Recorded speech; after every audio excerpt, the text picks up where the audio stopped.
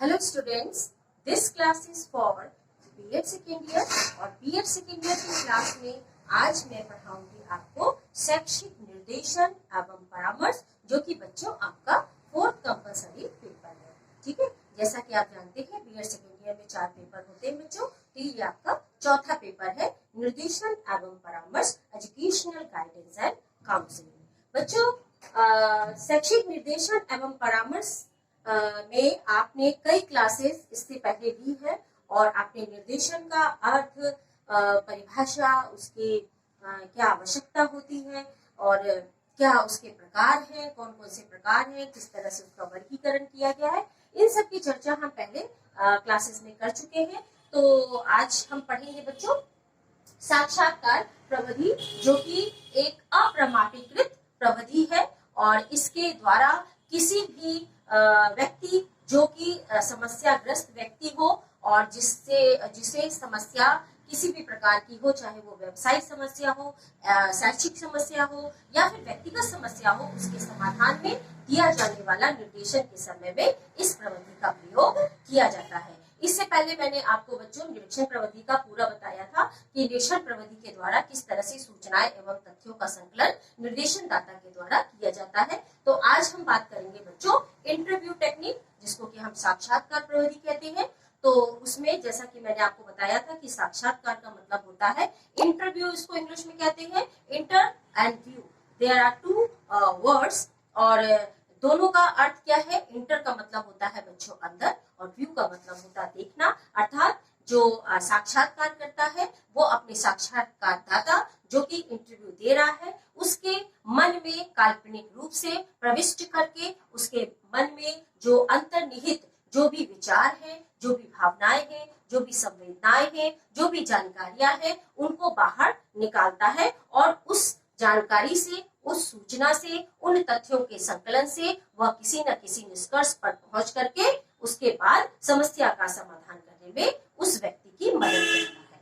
तो आज हम बच्चों पढ़ेंगे कि साक्षात्कार के उद्देश्य क्या है, इंटरव्यू के उद्देश्य क्या है, इंटरव्यू टेक्निक के उद्देश्य क्या है, किस उद्देश्य को लेकर के साक्षात्कार किया जाता है। वैसे तो साक्षात्कार को हम एक सामान्य बातचीत कहते हैं बच्चों, वार्तालाप कहते हैं, लेकिन सामान्य बातचीत को, सामान्य वार्तालाप को हम इंटरव्यू नहीं कह सकते हैं, हम साक्षात्कार नहीं कह सकते हैं। इसमें अगर हम दो आमने सामने व्यक्ति बैठ करके किसी विषय पर चर्चा करते हैं तो उसमें अगर कोई विशिष्ट उद्देश्य नहीं है तो उसको हम साक्षात्कार के श्रेणी में नहीं रखेंगे। अगर उसमें कोई वो बातचीत, वो वार्तालाप किसी विशिष्ट उद्देश्य को लेकर किया जा रहा है तो निश्चित तौर पर उसे हम साक्षात्कार कहेंगे। ठीक है, तो साक्षात्कार के क्या उद्देश्य है, आज बच्चों हम इसकी चर्चा करेंगे। तो साक्षात्कार के उद्देश्य में सबसे पहला उद्देश्य है बच्चों आमने सामने प्रत्यक्ष संपर्क द्वारा सूचना प्राप्त करना। ठीक है, तो इसमें साक्षात्कारकर्ता क्या करता है, साक्षात्कारकर्ता साक्षात्कारदाता के सामने बैठता है और उसके अंदर जितनी भी सूचनाएं छुपी हुई है, जो कि कभी हो सकता है कि संकोचवश पूरी तरह से साक्षात्कारदाता अपनी सूचनाओं को बाहर ना निकाले, अपने विचारों को बाहर ना निकाले, तो कहीं ना कहीं साक्षात्कारकर्ता ये कोशिश करता है कि वह आमने सामने बैठ करके जितनी भी अंदर साक्षात्कारदाता के अंदर छुपी हुई जानकारी है, छुपी हुई सूचनाएं हैं, उनके विचारों को, उसके अंतर क्रियाओं को, उसके अंतर्निहित जितने भी विचार है, उन सब को बाहर निकलवाने की कोशिश करता है। तो पहला उद्देश्य वो यही लेकर चलता है कि वह साक्षात्कारदाता का मन में काल्पनिक रूप से प्रविष्ट करे और उसके अंदर जितनी भी सूचनाएं हैं उसको बाहर निकलवा करके लाए। सेकेंड उद्देश्य की हम बात करते हैं बच्चों, व्यक्तिगत सूचनाओं तथ्यों को प्राप्त करना।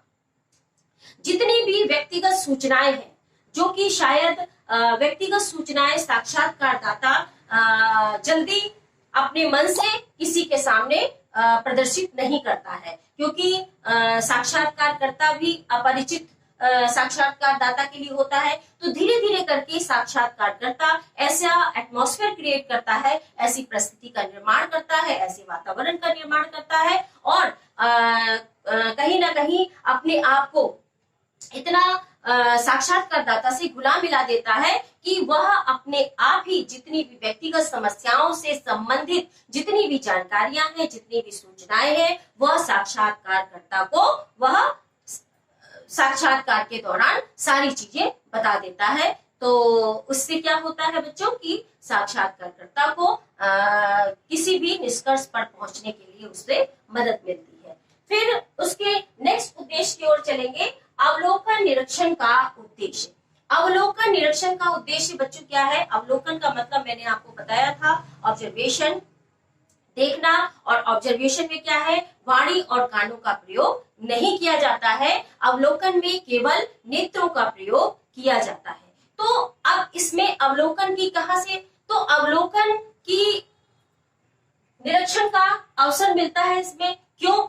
क्योंकि देखिए बच्चों, मैंने आपको बताया था कि साक्षात्कार प्रविधि के दौरान साक्षात्कारकर्ता और साक्षात्कारदाता दोनों ही आमने सामने बैठते हैं और दोनों ही बातचीत, ना तो साक्षात्कारकर्ता चुप रहता है ना ही साक्षात्कारदाता चुप रहता है, दोनों ही एक दूसरे से प्रश्न और उत्तर करते हैं। विभिन्न प्रश्नों के माध्यम से, विभिन्न प्रश्नावलियों के माध्यम से साक्षात्कारकर्ता उसके साक्षात्कारदाता से सारी जानकारियां प्राप्त कर लेता है। लेकिन इसमें चूंकि सामने बैठा हुआ है साक्षात्कारदाता, तो इसकी जो भी जानकारी वो साक्षात्कारकर्ता को दे रहा है, तो जैसे भी उसके चेहरे के एक्सप्रेशंस बन रहे हैं, जैसे भी उसके हाव भाव आ रहे हैं, उसको देख करके वह अवलोकन भी करता जाता है, उसका निरीक्षण भी करता जाता है कि साक्षात्कारदाता जो भी सूचनाएं साक्षात्कारकर्ता को दे रहा है वो सही दे रहा है, कि उसमें कितनी सत्यता है, कितना वो झूठ बोल रहा है। वो अगर साक्षात्कारकर्ता अगर मनोविज्ञान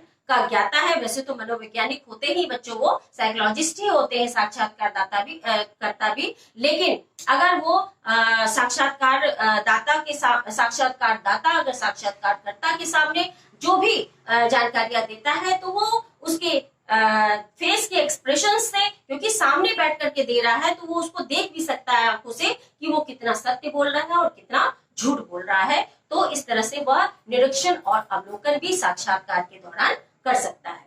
फिर बच्चों नेक्स्ट है प्राप्त प्रतिक्रियाओं का अध्ययन। देखिए बच्चों, साक्षात्कार प्रविधि ऐसी प्रविधि है जिसमें कि साक्षात्कारकर्ता को साक्षात्कारदाता से विभिन्न सूचनाएं एवं तथ्य एकत्रित कर लेता है वो, और विभिन्न सूचनाओं एवं तथ्यों को प्राप्त कर लेता है। तो साक्षात्कार के दौरान ये कार्य तो होता ही है, साथ में उस अध्ययन के प्रति वो उस समस्या, जो भी व्यक्ति से संबंधित जो भी समस्याएं हैं, उस समस्या के प्रति साक्षात्कारदाता की क्या प्रतिक्रिया है, वो क्या प्रतिक्रिया करता है उस समस्या से संबंधित, उन प्रतिक्रियाओं का भी अध्ययन साक्षात्कार के दौरान साक्षात्कारकर्ता कर लेता है।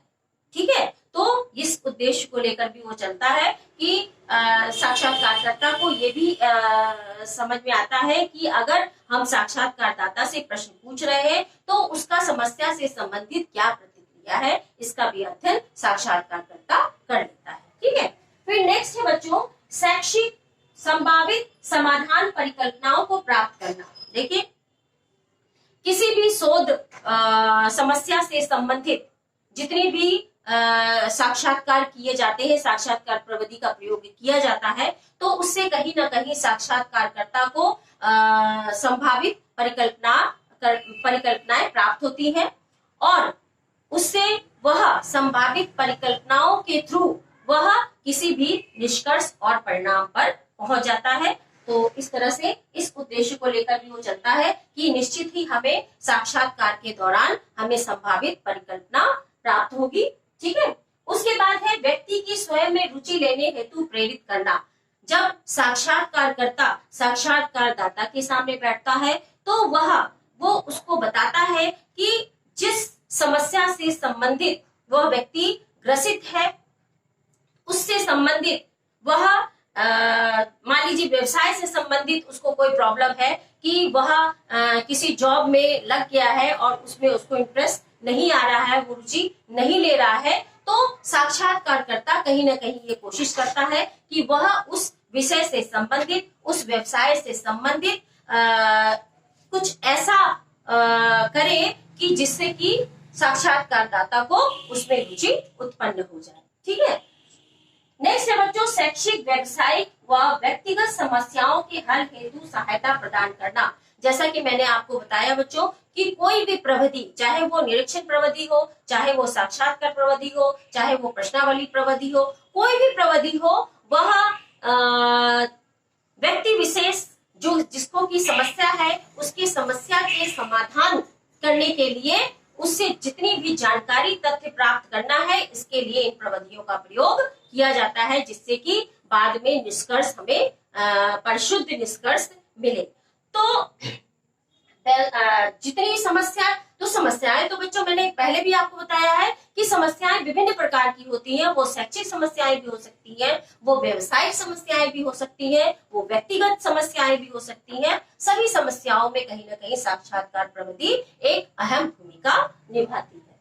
फिर है बच्चों, समायोजन स्थापित करने में सहायता। देखिए, अगर बालक हो चाहे व्यक्ति हो, उसको अपनी क्षमता, अपनी एबिलिटी, अपनी कैपेसिटी के अकॉर्डिंग अगर वो से मान लीजिए व्यवसाय में जॉब नहीं मिल रहा है, या फिर उसे सब्जेक्ट अगर शैक्षिक शिक्षा से संबंधित अगर मैं बताऊं तो अगर उसे शिक्षा से संबंधित जिसमें उसकी रुचि है, जिस विषय में रुचि है, वो उसको प्राप्त नहीं हो रही है, तो कहीं ना कहीं उसके मन में कुंठा और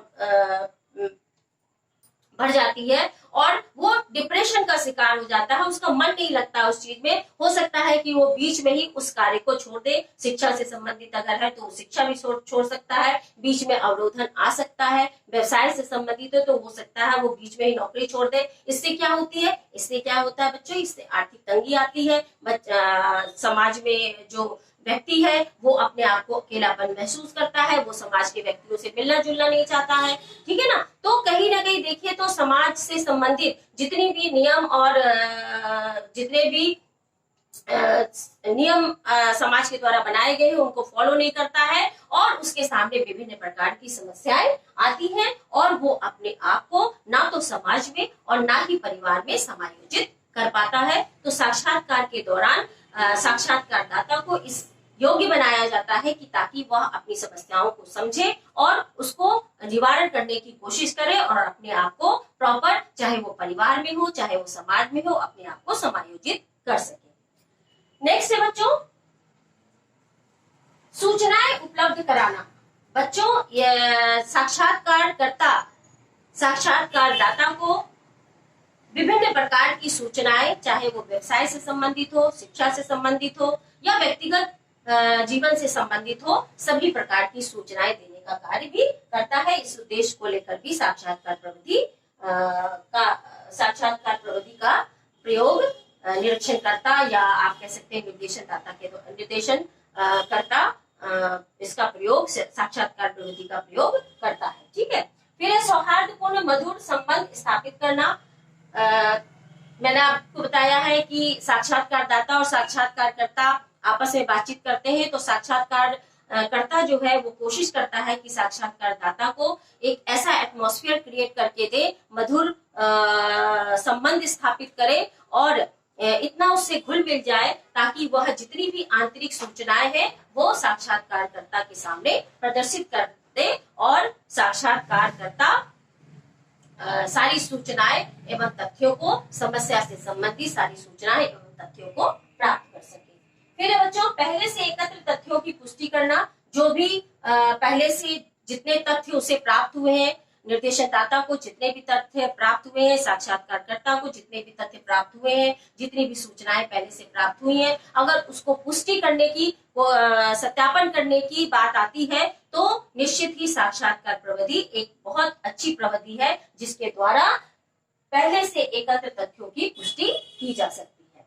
फिर है समस्या का निदान एवं उपचार। देखिए बच्चों, दो वर्ड है, निदान और उपचार। तो निदान का मतलब समस्या को सॉल्व करना नहीं है, समस्या को पहचानना है। समस्या को पहचानना मतलब समस्या का कारण जानना कि इस समस्या का क्या कारण है, क्यों ये समस्या उत्पन्न हुई है। जब इस चीज का पता चल जाता है बच्चों तो उसका उपचार आसानी से किया जा सकता है। तो इस उद्देश्य को लेकर भी हमारे साक्षात्कारकर्ता कार्य करते हैं। देखिए, जब डॉक्टर के पास आप जाते हैं तो सबसे पहले आपको जो इंजेक्शन तो लगा नहीं देता है, ना ही वो कोई मेडिसिन दे देता है। सबसे पहले वो डायग्नोज करता है कि what is the reason behind this disease, इस डिजीज का क्या कारण है, ये जो सिम्टम्स आ रहे हैं तो उसके क्या कारण है। देन आफ्टर वो कोई भी उपचार के लिए इंतजाम करता है। ठीक है ना। तो निदान मतलब डायग्नोज करना, पहचानना कि आखिर कारण क्या है इस समस्या का, उसके बाद उपचार करना। तो निदान और उपचार की भी समस्या इससे हल की जा सकती है।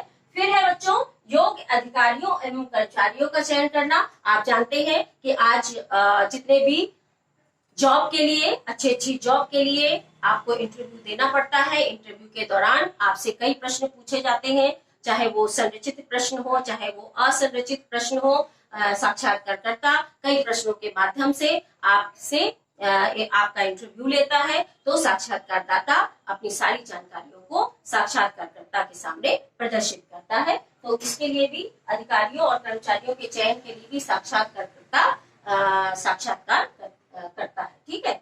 फिर प्रयोगात्मक अध्ययनों में सहायता देना। जितने भी प्रयोगात्मक अध्ययन है, जो भी साइंस से रिलेटेड है, जिसमें प्रयोग किए जाते हैं, प्रयोगशालाओं का प्रयोग किया जाता है, उन विषयों से संबंधित जितने भी अध्ययन है उन सब में भी साक्षात्कार प्रविधि का प्रयोग किया जाता है। साक्षात्कार प्रविधि एक अपनी अहम भूमिका के साथ हमारे सामने आती है।